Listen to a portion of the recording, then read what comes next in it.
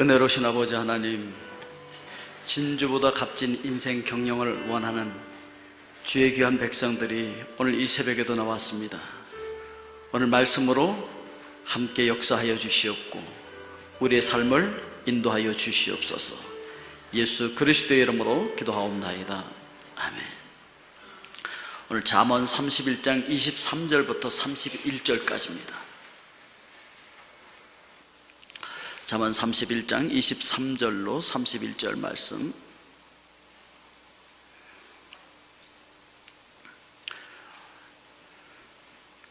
우리 같이 읽겠습니다. 그의 남편은 그 땅의 장로들과 함께 성문에 앉으며 사람들의 인정을 받으며 그는 배로 옷을 지어 팔며 띠를 만들어 상인들에게 맡기며 능력과 존귀로 옷을 삼고 후의를 웃으며 입을 열어 지혜를 베풀며 그의 혀로 인애의 법을 말하며 자기의 집안 일을 보살피고 게을리 얻은 양식을 먹지 아니하나니 그의 자식들은 일어나 감사하며 그의 남편은 칭찬하기를 덕행 있는 여자가 많으나 그대는 모든 여자보다 뛰어나다 하느니라. 고운 것도 거짓되고 아름다운 것도 헛되나 오직 여호와를 경외하는 여자는 칭찬을 받을 것이라. 그 손의 열매가 그에게로 돌아갈 것이요 그 행한 일로 말미암아 성문에서 칭찬을 받으리라. 아멘. 그의 남편은 그 땅의 장로들과 함께 성문에 앉으며 사람들의 인정을 받으며, 남편은 예수님 소자에게 한 것이 내게 한 것이라고 했기 때문에 우리가 상대하는 그 모든 사람들, 아무리 하찮아 보이는 고객들이라 할지라도 그들을 예수님처럼 섬기는, 그러한 고객을 돕는, 고객을 성공시키는 그런 사람이 되라라고 하는 이야기를 하고 있는 것이죠. 성문에 앉아 있다는 것이 사람들의 존경과 신뢰를 받는 자리에 앉아 있다는 거예요. 그래서 나와 함께 상대했던 그 고객들이 잘 돼야 된다는 거죠. 그러니까 그들이 잘 될 수 있도록 도와야 된다는 거예요. 어떻게 하면 저들을 울고 먹어서 내가 잘 될까, 이런 생각하면 일이 안 되는 거죠. 나와 상대하는 내 손님들이 잘 될 수 있도록 도와주는 그런 일을 하라는 것이죠. 때때로는 일을 하다 보면 도와주고 싶지 않은, 그냥 빨리 끝내버리고 싶은 그런 고객들도 있죠. 여러분들 괴롭히는. 그런데 그런 사람들을 오히려 잘 도와주면요, 나중에 그 사람들이 평생 고객이 되어줄 수 있다, 그런 이야기를 하고 있는 거예요. 그래서 그들을 존중해 주는 것만큼 우리가 존중과 신뢰를 받게 되어진다는 것. 두 번째, 고객의 기대 이상을 하라는 거죠. 24절에 그는 배로 옷을 지어 팔며 띠를 만들어 상인들에게 맡기며, 귀한 옷을 만들어서 파는데 그 옷만 팔고서 끝나는 것이 아니라 띠를 만들어서 같이 준다는 거예요. 그러니까 액세서리를 같이 준다는 거죠. 우리 장사할 때 우리나라에는 덤을 준다는 그런 개념이 있잖아요. 고객이 기대하지 않았던 거 하나 더 해준다는 거예요. 그래서 깜짝 놀라는 그런 선물을 주는 것이죠. 마태복음 5장 41절에 보니까 또 누구든지 너로 억지로 오리를 가게 하거든 그 사람과 심리를 동행하고, 깜짝 놀랄 일이죠. 이거 자기가 기대하지 않았던 것이 하나가 더 오는 거죠. 그런 효과를 주라는 것이죠. 그래서 관심을 가져주고 미리 연락을 해준다든지, 구매한 물건에 뭐 이상은 없는지, 또는 애프터 서비스 기간이 다 돼 가는데 어떻게 뭐 고칠 것은 없는지, 혹시 바꿔야 될 것은 없는지, 이렇게 미리 얘기해 준다는 거죠. 그들이 받아야 될 서비스가 있는데 잊어버리고 있을지도 모르니까 미리 이야기를 해주면 굉장히 고마워하고, 나 거기 꼭 가야지, 이 사람 믿을만하다 라고 하는 생각을 하게 되어진다는 것입니다. 그래서 고객이 기대하는 것보다 한 발 더 앞서 나가서 해주라는 것이죠.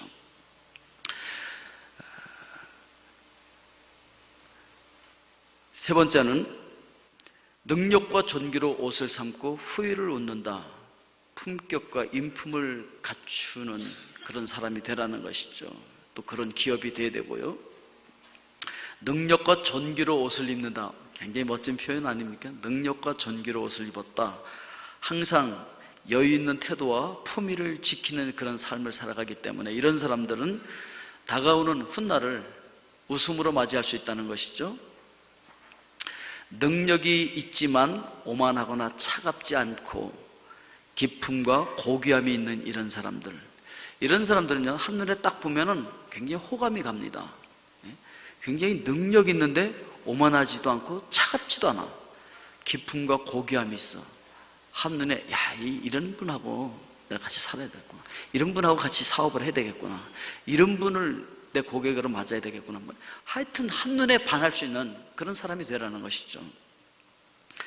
네 번째, 26절에 보니까 입을 열어 지혜를 베풀며 그의 혀로 인내의 법을 말하며, 인내를 격려하고 조언하는 사람. 그러니까 여러분, 상사는 부하 직원을 일만 시키고 막 부려먹는 사람이 사실은 아닌 거죠. 상사라고 하는 의미가 뭐냐면은 자기의 경험을 나누고 지혜를 가르쳐주고 시킬 때도 인내롭게 하라는 거죠. 인내라고 하는 단어가 구약에서 헤셋이라고 하는 단어라는 걸 제가 말씀을 드렸는데 기억나시죠? 헤셋은 하나님의 사랑을 얘기하는데 그냥 말만 하고 계획만 하고 그냥 끝내는 사랑이 아니라 실행하는 사랑을 헤셋이라고 얘기한다 그랬어요. 그렇게 실천해주는 사랑으로 격려해 주라는 것이죠. 그래서 경험을 나누고 지혜도 가르쳐주고 일을 시킬 때 인내롭게 말을 해야 된다. 사랑의 근거가 돼서 이야기를 해줘야 된다라고 하는 것을 이야기하고 있는 거고요. 다섯 번째, 27절은 자기의 집안일을 보살피고, 자기 집안일을 보살핀다고 하는 것은요, 그 회사 일을 관리하거나 할 때 모든 일을 구체적으로 잘 알아야 된다는 거예요. 잘 알아야지 돌아가는 그 모든 상황을, 그리고 돈이 어떻게 나가고 어떻게 들어오고 있는지, 지금 돈 흐름이 우리 회사에서 어떻게 되고 있는지 정확하게 파악하고 있어야 된다는 것이죠. 그리고 특히 이 직원들이 회사 돈이라고 해서 함부로 쓰지 않도록 그 세심하게 관리를 해야 된다는 거죠. 그러니까 보통 사람들의 심리가 뭐냐면 내 돈이 아니면요 좀 막 쓰려고 하는 그런 경향이 있거든요. 뭐 전기도 그렇고 하여튼 모든 면에서, 물자도 그렇고. 그래서 이거 굉장히 세심하게 관리를 해서 사용할 수 있도록 그렇게 관리를 해줘야 된다. 그 다음에 게을리 얻은 양식을 먹지 아니하나니 불의한 재물을 기뻐하지 않는다는 거죠. 그러니까 뭐 뇌물을 먹는다든지 이런 거, 뇌물을 먹으면요 문제가 생기게 돼 있어요. 그리고 뭐 실수로 돈을 더 받았으면요 돌려주라는 거예요. 그렇게 할 때 뭐 실수로 잘못 계산을 해서 돈을 더 받았어. 그러면 나중에 다시 돌려주면서 내가 이거 이렇게 계산을 해보니까 내가 더 받았다. 그러면 상대방이 굉장히 신뢰를 하게 되어진다는 것이죠. 28절 29절 우리 같이 읽겠습니다. 그의 자식들은 일어나 감사하며 그의 남편은 칭찬하기를 덕행 있는 여자가 많으나 그대는 모든 여자보다 뛰어나다 하느니라. 우리 비즈니스맨들의 가정 생활을 이야기하고 있는 거예요. 바깥에 나가서 일을 열심히 하되 가족에게 칭찬과 인정을 받아야 된다는 거예요. 가족에게 칭찬과 인정받는 거 뭐 쉽지는 않아요. 쉽지는 않지만 그래도 밖에 나가서 일도 열심히 해야 되지만 가족에게, 자녀들에게, 아내에게 인정을 받고 칭찬을 받을 수 있는 이런 사람이 되어야 된다는 거죠. 여러분 그렇게 될 수 있길 주의 이름으로 축원드립니다. 물론 쉽지는 않습니다. 다시 말씀 읽어보면 그의 자식들은 일어나 감사하며 그의 남편은 칭찬하기를 덕행 있는 여자가 많으나 그대는 모든 여자보다 뛰어나다 하느니라. 내가 밖에 나가서 칭찬받을 만한 한 그 일을 해야 안에서도 자녀들에게, 아내에게 칭찬을 받는다. 그런 얘기를 지금 하고 있는 겁니다. 여기 감사하다라고 하는 단어를 보니까 아샤라라고 하는 단어이더라고요. 이거는 정결할 뿐만 아니라 도덕적으로 모범이 되는 사람들에게 나타내는 지극한 존경과 감사의 표시다. 어떤 주석책을 보니까 그렇게 나와 있어요. 하영록 그 회장이면서 목사님인데 이제 그분이 쓰신 그 책을 또 읽어봤어요. 그랬더니 그분 책에는 이런 표현을 해놨더라고요. 자기가 이렇게 어떤 분들이 상담하는데 자기 이제 목사잖아요. 목사하고 목회도 하면서 또 회사도 하는 거예요, 이분이. 그러니까 많은 사람들이 와서 상담을 하는데 가정 불화 때문에 와서 상담을 하는 사람들이 많대요. 그래서 가정 불화 때문에 와서 상담하는 사람들한테 이렇게 질문을 한대요. 혹시 세금 정확하게 내고 있습니까? 세금 정확하게 내고 있습니까? 이거 물어보면 대부분의 사람들이 말을 잘 못한대. 가정 불화가 있는 사람들에게 세금 제대로 내고 있냐고 물어보면 거의가 세금을 제대로 안 내고 있더라는 거예요. 자녀들은 학교에서 뭘 배우냐면 세금을 내는 것이 당연하다고 배우는데 집에 와서 아빠가 사업하면서 하는 거 이렇게 보니까 세금을 어떻게 속여서 덜 냈다는 걸 막 자랑하는 거야. 그러면요, 자녀들은 그 아빠에 대한 실망을 갖게 되어지거든요. 아, 우리 아빠 비정상이구나. 아, 아빠 법을 어기는 사람이구나. 아, 아빠 신뢰할 수 없는 분이구나. 자기도 모르는 사이에 이게 쌓여요. 그러니까 불화가 생길 수밖에 없어요. 아빠 말 안 듣지. 아빠 말이 틀렸는데. 학교에서 배우는 거하고 아빠 다른데 신뢰를 할 수가 없는 거죠. 존경할 수가 없죠. 그러니까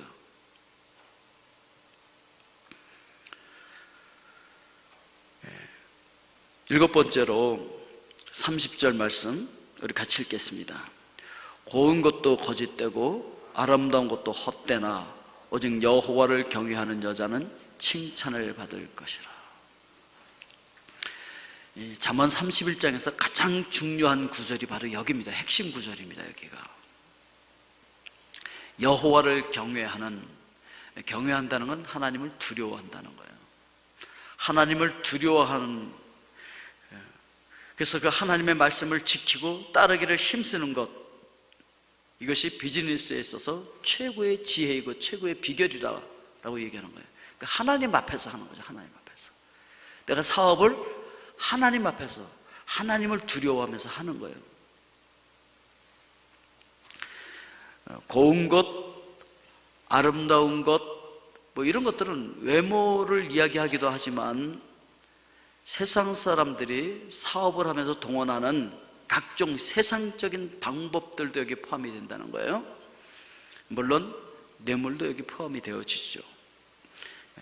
온갖 달콤한 방법으로 고객의 마음을 사기 위해서 노력을 하지만 물질과 영혼의 주인이신 하나님을 두려워하는 것, 그것만큼 좋은 지혜는 없다는 거예요.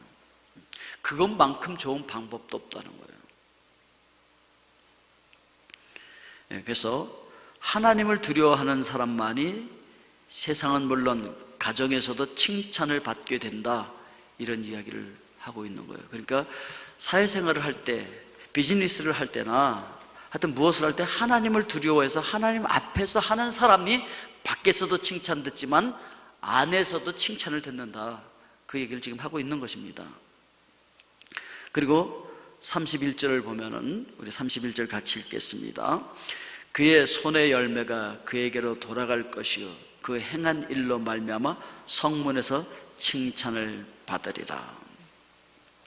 하나님의 축복이 30절에서 끝나지 않고 31절까지 연결되어지고 있습니다. 그래서 어려운 이웃들을 열심히 일해서 돕고 또 그 열매가 나한테 돌아오고 많은 사람들이 바라보는 그 자리에서 칭찬도 얻게 되어지고, 그럴 수 있도록 하나님께서 그런 명예를 허락해 주신다는 거죠. 그러니까 하영록 회장이 그런 기도를 했다 그러잖아요. 하나님, 지금 어렵습니다. 너무 힘들고 해서 문을 닫아야 될 그런 형편입니다. 그런데 그럼에도 불구하고 저는 하나님의 말씀대로 지금까지 해왔고 앞으로도 하나님의 말씀대로 이 회사를 운영할 겁니다. 그러니까 저에게 간증거리를 주십시오. 제가 하나님의 방법으로 해서 이렇게 성공했노라고 제가 간증하겠습니다. 그러니까 저에게 그 간증거리를 주세요 라고 기도했다 그랬잖아요. 그래서 그 말씀대로 했더니 정말 하나님께서 그렇게 해주셨다는 거예요. 그리고 이 잠언 31장처럼 실제로 그렇게 해주셨다는 거예요. 그래서 그분이 책을 쓰신 거예요.